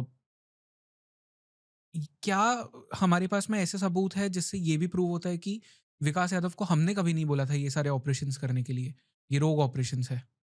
मैं आपका ध्यान थोड़ा सा अपनी किताब में ले जाना चाहता हूँ, द दिल्ली डिटेक्टिव। वो भी इसी एरिया पे ऑपरेट कर रहा है। उसका जो कहानियां है ऐसी चीजों केसेस के ऊपर आधारित है। उसमें जो हमारा प्रोटैगनिस्ट है आदित्य सिंह, उसको दिल्ली में बुलाया जाता है और रॉ के ऑफिस में उसको एक असाइनमेंट दिया जाता है। बोला जाता है आज के बाद कि कोई भी रिकॉर्ड में तुम एग्जिस्ट नहीं करोगे, हम्म, तुम्हारे लिए एक मिशन है, अगर एक्सेप्ट करना है 24 घंटे तक हमें बता देना। और उसके बाद वो अपना गेटअप बदल के, अपनी रिलीजन बदल के, आईडी बदल के एक के बाद एक ऑपरेशन करता जाता है और एक दिन अलग अलग कंट्री में जाता है, करता है। It's a very common thing in this trade craft कि जहां पे हर प्लेयर एक खुफिया तरीके से काम करता है, उसका कोई परिचय कहीं होता नहीं है। अगर CC1 वाकई में, जो अमेरिकन कह रहे हैं, कि रॉ का कोई ऑपरेटिव होता तो उसका ये सब डिटेल्स कहीं अवेलेबल नहीं होगा। हम्म, ना तो वो खुद किसी को बताएगा और ना कहीं कोई ऑफिशियल रिकॉर्ड होगा। ऑफिशियल रिकॉर्ड में कहीं रॉ भी लिखा नहीं होता वो है, कैबिनेट कैबिनेट सेक्रेटरीट लिखा है। सेक्रेटरीट लिखा होता है। So even if he was an employee of the cabinet secretariat, Vikas Gupta, Vikas Yadav खुद किसी को नहीं बताएगा, उसका कहीं कोई रिकॉर्ड भी नहीं मिलेगा। अगर कोई रिकॉर्ड होगा तो अलग अलग नाम से होगा। अगर कोई रिकॉर्ड होगा उसने कभी कैबिनेट सेक्रेटरीट के लिए काम किया, कभी किया होगा, आज पता नहीं कहाँ वो है। जस्ट लाइक डेविड हेडली भी आज कहाँ है हमें नहीं पता है। ये सब लोग इस तरह काम करते हैं। कल को अगर ये लगे कि नहीं, CC1 भी इंडियन इंटरेस्ट के खिलाफ काम कर रहा था अमेरिकन के लिए, भारत की इमेज को खराब करने के लिए, कौन गारंटी दे सकता है इस बात की? अगर ये पूरा चीज एक प्लांटेड केस है, क्योंकि जैसा शुरू में मैंने एक बार जिक्र किया था कि one section of people who you know who are privy to what's happening around, उन एक्सपर्ट्स का कहना है कि वेस्टर्न इंटेलिजेंस को बहुत कुछ मालूम था। उनको मालूम था there is a plot against Niger, there is a plot against Pannun. Ever since Ripu Daman Singh Malik was assassinated. Ripu दमन सिंह मलिक को इसलिए मारा गया था क्योंकि वो जो कुछ भी कर रहा था दिल्ली के लिए, he was a broker of peace between Delhi and the youth, Sikh youths in Canada or US who wanted to work for Khalistan, who were sympathizers of Khalistan. जो निज्जर को और पन्नून के बिजनेस को अफेक्ट कर रहा था, उनको ठेस पहुंचा रहा था, उन्होंने इसको बहुत बार चेतावनी दिया था मलिक को कि you are acting like a traitor, you are acting against our interests. और जब मलिक ने सुना नहीं, उन्होंने जाके मलिक को मार दिया एक दिन। That was the last straw for India. Exactly, उन्होंने जाके मलिक को एक दिन मार दिया। तो कहने का मतलब यह है कि ये सारा जो ऑपरेशंस है, these are all secret operations जिसके बारे में वेस्टर्न इंटेलिजेंस को बहुत सारा चीज मालूम था। और वेस्टर्न इंटेलिजेंस ने निज्जर पन्नून दोनों को अलर्ट कर दिया था कि the lens will now be on you. और उस वक्त मैंने अपने किताब में रिसर्च के बेसिस में जो कहानी लिखा है कि लाइन फोकस जो है वहां से शिफ्ट हो गया था, वो पाकिस्तान, अफगानिस्तान, गल्फ वगैरह में चला गया, ताकि इन लोग को लगे भाई हम लोग सब बच गए, यहां कुछ नहीं होने वाला है। और तो अगर मेरा रिसर्च ये कह सकता है, सीआईए को नहीं मालूम होगा, लेकिन सीआईए को शायद तब तक असर नहीं होता है जब तक हमारा कोई ऑपरेटिव उनके धरती पे आके कुछ नहीं करता है। सो फॉर सीआईए ये तब तक सही था जब तक निज्जर की भी डेथ हो गई कनाडा में, उन्हें कोई फर्क नहीं पड़ा। बट एज सुन एज आरएनडीडब्ल्यू और वॉट एवर हम एंटर करते हैं यूएस सॉइल पे, उन्हें प्रॉब्लम हो गया एंड वो रेड फ्लैग्स उनके लिए वहां पे आ गए। यहाँ आपका मैं ध्यान और एक नई चीज, एक नया खुलासा करता हूँ अपना किताब का सहायता लेते हुए। हमारे किताब में आरएनएडब्ल्यू का जो एजेंट है मृदुला स्वामी, उन्होंने भी जाके कनाडा में काम किया था आदित्य के साथ। जब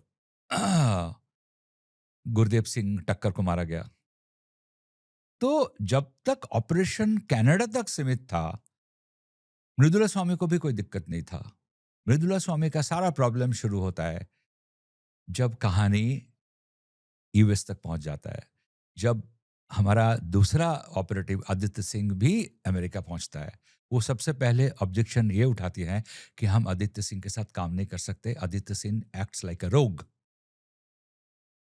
तो उसको ये समझाया जाता है कि ऐसा नहीं है, we know why we have made a team of two diametrically opposite players, आप दोनों मिलकर काम करेंगे। जब उसका वो ऑब्जेक्शन काम नहीं हुआ, फिर मृदुला स्वामी मेरे कहानी में she keeps on raising objection about the repercussions, fallout of taking a hit on an American citizen on American soil. उसमें भी उसको समझाया जाता है कि decision has already been taken. फिर समय एक ऐसे पॉइंट पे पहुंचता है, कहानी ऐसे पॉइंट पे पहुंच जाता है जहां अब एक्शन लेना ही पड़ेगा। और आदित्य को भी समझ आ जाता है कि मृदुला को अपने हाथ में सारा कंट्रोल चाहिए, तो वो मृदुला को कंट्रोल दे देता है। उसको खुद को भी शक होता है कि मृदुला कहां तक अल्टीमेटली इस ऑपरेशन को अंजाम देगी, I am not sure, so I will act as an assistant to her, but I will be the striker, ताकि फाइनल डिसीजन मेरे हाथ में होगा। वो जो मेरे बारे में कह रहे हैं कि आई एम अ रोग, आई डोंट माइंड, क्योंकि मैं जिंदगी में आप सब कुछ खो चुका हूं। I have nothing to lose, I have lost my family, I have lost my daughter. तो अगर आखिरी में मुझे अपनी जान भी गंवाना पड़े तो कोई बात नहीं, जान गंवा देंगे, लेकिन मैं खाली हाथ इंडिया वापस नहीं जाऊंगा। तो वो जो क्यूबन हिट मैन को हायर किया गया था, मृदुला ने हायर किया था, and Mridula was controlling everybody, pulling the string, sitting operating from her California house. तो वहां आदित्य भी तो मौजूद था, हरविंदर सिंह धिल्लोन के घर के बाहर न्यूयॉर्क सिटी में, जो निज्जर का एडवोकेट हुआ करता था। तो वहां पे जब मृदुला को लगा अब और कोई चारा नहीं है, we have to take a hit on Pannun, अब मैं क्या करूं? कैसे सबोटाज करे उसको, कैसे रोकूं। तो उसने एक इंफॉर्मेशन ये प्लान कर दिया कि लोकल सर्वेलेंस यूनिट का एक गाड़ी दिखा गया है मेरे नजर में, तुम लोग यहां से हट जाओ। इससे यही सजेस्ट होता है कि CIA is already keeping a tab on movements in and around the house of the advocate of Nijjar, हम्म, दिल्ली के घर के बाहर। अगर आप कानून के साथ उसका पैरेलल ड्रॉ करना चाहे, इट्स योर प्रिविलेज। करेक्ट। तो वहां पे जब ये हुआ, लास्ट मोमेंट पे मृदुला क्या करती है मेरे कहानी में, मृदुला फोन कर देती है दिल्लो को कि there are hitman outside your house, scoot. दिल्लो is of course has his own bodyguards, specially after Nijjar's assassination। अचानक आसपास के पड़ोस के घर में से भी लोग हाथ में बंदूक लेके निकल आते हैं, और मृदुला फिर जो क्यूबन हिटमैन जिसको वो खुद लेके आई थी, उनको वो कह देती हैं कि तुम लोग वहां से जाओ। और मृदुला को इस बात का शक था कि Aditya will take everything in his hand now. तो उन्होंने ये बोला था, वो कहती है इन हिटमैन को कि आदित्य के वो इंडियन को साथ लेके जाओ, उसको वहां मत छोड़ना। तो वो 4 जो हिटमैन थे, उनके साथ आदित्य जूझ नहीं पाता है। And Aditya screams that I can understand how you are sabotaging the whole plot, this is so much against the country. वो हिटमैन आदित्य को वहां से निकाल के ले चले जाते हैं, और उसके बाद वही मृदुला स्वामी मेरी कहानी में, उसका एक पुराना एसेट जो है राजा स्वामी, उसको बोलते हैं कि तुम ये पैसे लेके तुमको पकड़ा जाना है, I will try and see how you will get out of it. मुझे ऐसा लगता है कि मैंने जब रिसर्च किया था और ये किताब लिखना शुरू किया था, तब तक अगर ये अनसील्ड सुपरसीडिंग इंडाइटमेंट आ जाता, तो मैं शायद अपनी किताब में और बहुत सारा चीज ऐड कर पाता। राइट। तो मैं कहने की ये कोशिश कर रहा हूं कि जो मिशन फेल हो गया था न्यूयॉर्क सिटी में, हो तो सकता है कि it was an inside job. Hmm, Delhi को नहीं मालूम था कि Sabotage. हमारा कोई है, हमारा ही एजेंट शायद हमारे खिलाफ काम कर रहा है। हम्म। दिस इज ये- अ वेरी सीरियस मैटर। जब एएस दुलत जैसा कोई आदमी ये कह सकते हैं कि Gupta seems to be working for the Americans, he's an American agent, it's not a joke। Dulat साहब को कोई जरूरत नहीं है अचानक प्रेजेंट सरकार के लिए उनकी बचाव में कोई बात करना है, कोई जरूरत नहीं है। मैं बिल्कुल नहीं मानता। He is a man on his own, we may not agree with a lot of things, a lot of his actions, but उसको भी इंटरप्रेट करने के अलग अलग तरीके हैं। हम्म, अगर हम बोलेंगे आपका साथ दुरानी का क्या रिलेशनशिप था, वो कहते हैं दुरानी को जाके पूछो ना मेरे साथ उनका क्या रिलेशनशिप था। of course, two sides of same coin. So absolutely, जब गौरीशंकर वाजपेयी ने the then prime minister Chandrashekhar को समझाने की कोशिश की थी कि सर ये एलटीटी का काम नहीं हो सकता है, एलटीटी में किट्टू मेरा मोल है, मुझे सब कुछ पता है, मैं उसके जरिए बहुत सारा काम करवाता हूँ एलटीटी के अंदर। वाजपेयी साहब को मालूम ही नहीं था कि शायद किट्टू उन्हें इस्तेमाल करता था। हम्म, तो मैं कह रहा हूँ कि इस बिजनेस के अंदर things are so tricky, things are so difficult to read and understand, बहुत कुछ हो सकता है। right. तो गुप्ता के साथ आपने जब मेरे को पूछा था कि गुप्ता किसके लिए काम कर रहा था, अगर मैं कहूं कि गुप्ता किसी एक इंडियन के लिए काम कर रहा था जो इंडियन अमेरिका के लिए काम कर रहा था, हो सकता है, यस। और दोनों में जो और गुप्ता को इंस्ट्रक्शन मिल रहा था किसी इंडियन से जो एक्चुअली अमेरिकन इंटरेस्ट के साथ काम कर रहा था। अदरवाइज जब किसी इंडियन स्पाई को ये कहा जाता है you have to take a hit on so and so, the decision has been taken, why is it that Indian spy is so much in defiance with her government? क्यों वो हर decision को DeFi करने की कोशिश कर रही, नकारने की कोशिश कर रही? ऐसा नहीं हो पाता है। आपको जब लगता है कि नहीं ये बहुत गलत हो रहा है, आप क्विट कर जाते हो। Sometime you get out of the trade. So ये जो पूरा प्लॉट है, इसमें अजीत डोभाल जी कहाँ पे फिट इन होते हैं? क्या ये अगर हम एक कहानी जो हम कह रहे हैं कि हो सकता है कि ये सब कुछ इंडिया ने प्लान किया पर वो प्लान कामयाब नहीं हुआ। एक चीज़ हम ये कह रहे हैं कि डबल एजेंट था कोई। So where does Ajit Doval ji fit in here? Ajit Doval national security adviser है। ये लोग जहां जब पॉलिसी फ्रेमिंग किया जाता है ना, ब्रॉड डिसीजन लिया जाता है, वो क्या, अब हम दूसरों के ऊपर, दूसरों के दूसरे नो सॉरी जब पॉलिसी फ्रेमिंग होता है, पॉलिसी फ्रेमिंग कैसा होता है कि अब हम दूसरों के लिए इंतजार नहीं करेंगे। We will not wait for justice by what they do, their actions. We have to defend our country, we have to defend our self. तो हम अपना एक्शन तय करेंगे। वहां तक मैं समझ सकता हूं कि एक नेशनल सिक्योरिटी एडवाइजर इन्वॉल्व हो रहा है, वो इंस्ट्रक्शन दे रहा है कि इसके लिए जो करना है करो। लेकिन रिसेंटली कुछ जर्नलिस्ट ये सवाल कर रहे हैं कि क्या सीसी1 अजित डोभाल हो सकता है। मुझे बहुत हास्यकर लगता है। It sounds ridiculous. तो अजित डोभाल को अगर कोई चीज मालूम होगा तो अजित डोभाल तक ही मालूम रहेगा। अजित डोभाल को अगर किसी को इंस्ट्रक्शन देना होगा, वो किसी को एक इंस्ट्रक्शन दे देंगे कि दिस इज अ सिचुएशन, आपको मालूम है क्या करना है, and government of India has taken a certain decision कि अब हम दूसरों के लिए वेट नहीं करेंगे, अब आप देखो आप क्या करोगे। तो वो डिसीजन नीचे जाता है, उसके फिर नीचे जाता है, वो एक फिल्ट्रेशन होता है। करेक्ट। अजीत डोभाल का जहां तक है, यहीं तक रोल हो सकता है that he will, but I think Ajit Doval के साथ दूसरे एनएसए जो है अब तक गए हैं, या बाकी शायद कुछ और देशों के एनएसएस है, उनके साथ फर्क शायद यही है कि Ajit Doval is too hands on with everything, he is too adventurous a person.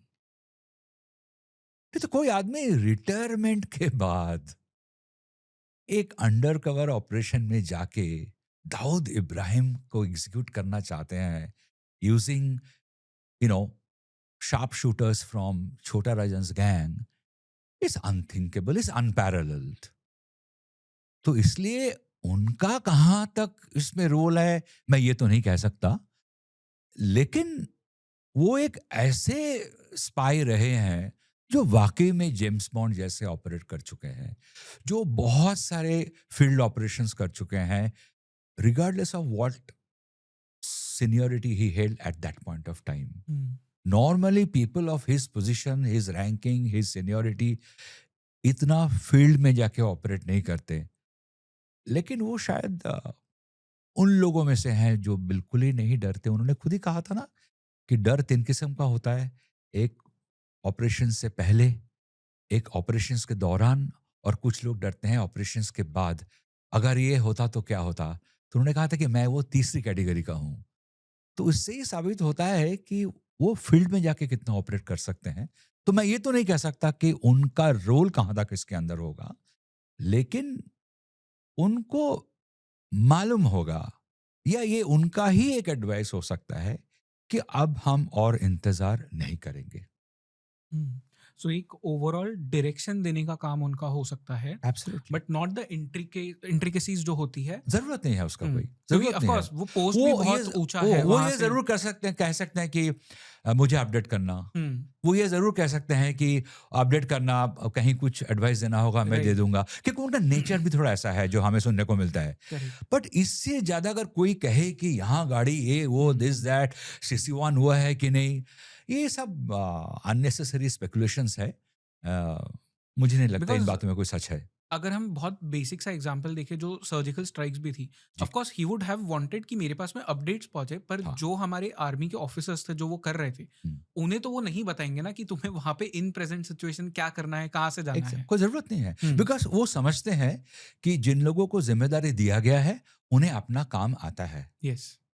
He is too smart an officer who knows whom to assign the task. उनको Yeah, ये बात yeah. बहुत अच्छी तरह मालूम है। He is an extremely smart officer. उनको मालूम है कि ये खुफिया दुनिया क्या होता है, क्योंकि वो खुद एक बार नहीं, 2 बार नहीं, 3 बार नहीं, पता नहीं कितनी बार as an undercover operate कर चुके हैं। राइट। जो आदमी एक रिक्शा लेके गोल्डन टेम्पल के बाहर घूम सकते हैं, खुद को आईएसआई का इन्फॉर्मर या कहीं डिसग्रंटेड एलिमेंट बोल के टेम्पल के अंदर जाके इन्फॉर्मेशन लेके आ जाते हैं, अंदर रहते हैं, लंगर से खाना खाते हैं, वहाँ रहते हैं। तो I am saying that he is I think one of those rare cases correct. जहाँ who understand the craft extremely well. So he can select a team and he knows कि किसको क्या टास्क देना चाहिए. After that, obviously any captain will leave it to them. जैसा cricket में नहीं कहते हैं कि go and play your natural game. जो तुमको ठीक लगता है उस मोमेंट में तुम करो. करेक्ट। बट एक स्ट्रेटेजी डिस्कशन किया जाता है जरूर, इवन ड्यूरिंग हडल्स. बट उसके बाद कौन क्या करेगा अपनी पोजीशन में. गंभीर जाके तो नहीं Exactly. अंदर कुछ कर सकते. Absolutely. इनफैक्ट मैं कुछ टाइम पहले हमने एक पॉडकास्ट किया था with mister PG Balakrishna Kamat, Mhm. जो कि आईबी में ही spent Absolutely. Like 40 Yeah, years. yeah. तो मैंने उनसे भी सेम चीज पूछी थी कि Yeah. आपने कभी अजीत डोभाल जी के साथ में आपका कुछ इंटरेक्शन हुआ. Mm. तो ही सेड कि ही वाज वेरी सीनियर, मतलब अजीत डोभाल जी उनसे सीनियर थे. Right. He was posted in Delhi, Right. But once he had come somewhere, उन्होंने बताया नहीं कहाँ पे of course, he had met him. तो उनका जो फर्स्ट रिएक्शन था पीजी बालाकृष्ण कामत का after meeting Ajit Doval ji, it was this, exactly this, कि he is too hands on. He wants to know everything जो हो रहा है. He is curious that way and he knows कि कौन क्या कर सकता है, किसकी कैपेसिटी कितनी है, and he accordingly moves his chess pieces. His level of enthusiasm is very, very high. तो जहां बहुत सारे ऑफिशियल्स जानना नहीं चाहेंगे या उसका जरूरत नहीं समझेंगे, मुझे लगता है डोभाल साहब ऐसे नहीं है. वो सब कुछ जानना चाहते हैं, क्योंकि वो इसलिए भी शायद है क्योंकि उनका फील्ड एक्सपीरियंस, ग्राउंड एक्सपीरियंस इतना ज्यादा है कि वो एडवाइस बहुत सही दे सकते हैं. प्रैक्टिकल एक्सपीरियंस जो है बहुत ज्यादा है, बहुत डीप है, तो लोगों को गाइड बहुत अच्छी तरह कर सकते हैं. अजीत डोभाल जी के ऊपर हम ऑफ कोर्स एक पूरा प्रॉपर डेडिकेटेड पॉडकास्ट करने वाले हैं very soon, and also another podcast जो कि RNDW के बारे में ओवरऑल है. But this was an important topic जिसके ऊपर हमें बात करनी थी, and we wanted to bring out this whole story कि हो क्या रहा है. Because of course it feels like कि एक साथ में जो बहुत सारे फोर्सेस है that are working against the country, who want to bring down the country, वो एक्टिवेट हो गए हैं. प्रॉब्लम ये है कि उस फोर्स का एक बहुत बड़ा हिस्सा कंट्री के अंदर है. है. That is the problem. In fact Ajit Doval ji का ही कोट है ना कि हमेशा बिल्कुल. अंदर से ही अंदर problem से, हुआ है. क्योंकि अंदर का जो किले का दरवाजा वो अंदर से ही कहते हैं कोई ना कि खोलता वो है. जो विभीषण का एग्जांपल दिया जाता है. Hmm. So the thing is कि nobody is talking the story of India. Hmm. आपको क्या वही चाहिए जो इंडिया के खिलाफ इस्तेमाल किया जा सकता है? Let it be America's interest. Correct. Let it be one more tool in America's hand to exert pressure on us. करने दो उनको. लेकिन हम क्यों अपनी कहानियों को नहीं बताएंगे? हमें क्या लेना देना है निखिल गुप्ता के साथ? करेक्ट. और अगर निखिल गुप्ता हमारे लिए काम कर रहा था, तो हमें तो निखिल गुप्ता के बचाव में आना चाहिए. हम्म. हमें इस केस की जड़ें तक जाना चाहिए. करेक्ट. कितने जर्नलिस्ट निखिल गुप्ता के घर गए, बात करने की कोशिश की? I think there is only one जिनके साथ में हम पॉडकास्ट करने वाले हैं. कोई नहीं कर रहा है. राइट. कितने जर्नलिस्ट हैं जो रेगुलरली यूएस के साथ बात करने की कोशिश नहीं कर? हमारे यहाँ क्या हो रहा है? New York Times, BBC, Reuters, Washington Post, इन चारों ने क्या लिखा? तुम क्या लिख रहे हो भाई? तुम तो डवोस पहुंच जाते हो पूरी टीम को लेके ना. You go there, you talk to everybody, you do all kinds of important, unimportant interviews, drink wine, have a good time. तो तुम अभी वॉशिंगटन या न्यूयॉर्क क्यों नहीं जा रहे हो? How many Indian reporters are reporting this case from New York? क्यों नहीं? अगर हम यहाँ बैठ के आज अलग अलग लोगों से बात करने की कोशिश कर रहे हैं सिर्फ एक पॉडकास्ट में हिस्सा लेने के लिए, एक जर्नलिस्ट जिसके पास सारा लॉजिस्टिकल बैकिंग्स है, उनको नहीं लगता कि हम जाके इस केस के साथ जानने की कोशिश करें instead of only depending on singular source of department of justice और American media? I don't agree with this. Correct. In fact for the audiences someone should just go up and look कि Reuters में कितने सारे articles जो भारत के खिलाफ लिखे जाते हैं, जो भी वहां से इंफॉर्मेशन, वायर इंफॉर्मेशन जो हम कहते हैं वो आता है, 90% of those is like Pakistanis लिखते हैं, एंड हम उसे ही पिक कर लेते हैं थिंकिंग कि रॉयटर्स अच्छा हाँ बड़ा एक ऑर्गेनाइजेशन है, यहाँ से तो आप इंफॉर्मेशन ले सकते हो, but inside the organization as well क्या हो रहा है, no one looks at that. Absolutely. मैं आपको एक थोड़ा पीछे ले जाता हूँ. जब हम मिस्टर दुलत की बात कर रहे थे कि उन्होंने ये कहा कि व्हाई इज सो स्लॉपी, वो क्यों प्राग चला जाता है, ये सब सवाल वो करते हैं, that is why he thinks that is probably N American agent. उसमें दुलत साहब ये भी कहते हैं कि हम लोग ऐसा कोई एक्शन करते नहीं, हम कभी एक्स्ट्रा जुडिशियल किलिंग नहीं करते हैं। और जर्नलिस्ट को ये लगता है कि क्या बात कर रहे हैं आप, यू डिनाइंग इट। यही तो एक स्पाई का काम होता है कि एक तरफ दुलत साहब कह रहे हैं कि Nikhil Gupta seems to be working in American interest, he could be an American agent. वो क्लियर कर देते हैं, मुझे ये लगता है। एट द सेम टाइम वो दावे के साथ कहते हैं हम ऐसा कोई एक्स्ट्रा जुडिशियल किलिंग नहीं करते हैं। He is behaving like a perfect spy, कि जब हमारा हाथ आया हम अपना कोई फिंगरप्रिंट नहीं छोड़ेंगे, जब उनका वहां कोई पकड़ा गया उसको अमेरिकन एजेंट दिखा दो, क्योंकि उसका सारा जो फिंगरप्रिंट वो छोड़ता गया है एक अमेरिकन एजेंट ही ये कर सकता है, कोई इंडियन एजेंट ऐसा नहीं करेगा। तो सिसिवान ऐसा क्यों नहीं करता है? आखिर CC one according to them is a रॉ एम्प्लॉय। करेक्ट। तो क्या सिसिवान ने अपने रॉ से कुछ नहीं सीखा कि वो निज्जर की डेड बॉडी का वीडियो भेज देता है गुप्ता को? And they are themselves claiming कि सीनियर ऑफिसर है ये आरएनडीडब्ल्यू में। Exactly, why would someone make such a horrible mistake? Precisely. एक स्पाई को स्पाई की तरह बिहेव करना चाहिए ना। He can go wrong, correct. But he can not go wrong on all counts, he can not be wrong all the time. Correct. फिर क्या होता है, स्पाई खुद ही पीछे हट जाता है।